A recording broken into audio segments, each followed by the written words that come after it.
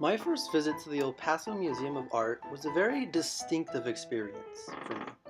Walking into the entrance and noticing the massive artwork on the ceiling gave me a great sense of what the rest of the museum would look like. I enjoyed looking at the three-dimensional cubes stacked up on top of each other, and I really thought the pinwheel-faced artwork was a truly work of art.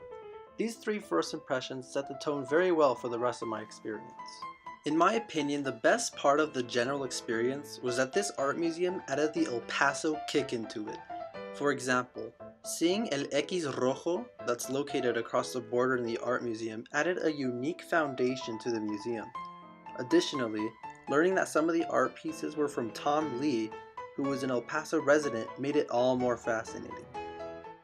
As I was walking through the museum, I noticed that some of the masterpieces included some of the art elements we touched on in class. For example, the painting of El Paso by Leon Trausut was an atmospheric perspective type of art. I learned that during the lectures. I want to get into a very particular artwork that spoke to me personally, La Puerta de Torreón, which translates to the Gate of Torreón. This one spoke to me because my entire family is from the city of Torreón. Upon walking up to it, hundreds of memories rushed to my head of driving into the yellow, welcoming gate of the city we grew up in. This symbolizes the 38 counties in the state of Coahuila in which Torreón is located in.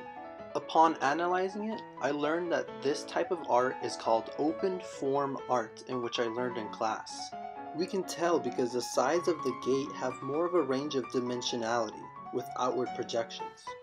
The person who designed the gate goes by the name of Enrique Carvajal, and the silver model was made in courtesy of the Sebastian Foundation. Another principle of art that's included in La Puerta de Torreón is the symmetrical balance. As we can see, both columns perfectly reflect each other and therefore present a mirror image.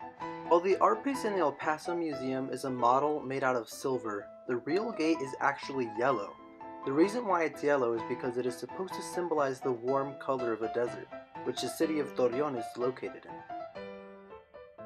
I truly enjoyed looking at the remarkable details of this piece of art, whether it be looking at the downward triangles, the sharp corners on the inside, or the round arc that connects the gate entirely. The next time I'll be visiting my grandparents, I'm going to reflect on all the symbolism and art elements I discovered on my research when I passed through this gate. Thank you so much for listening.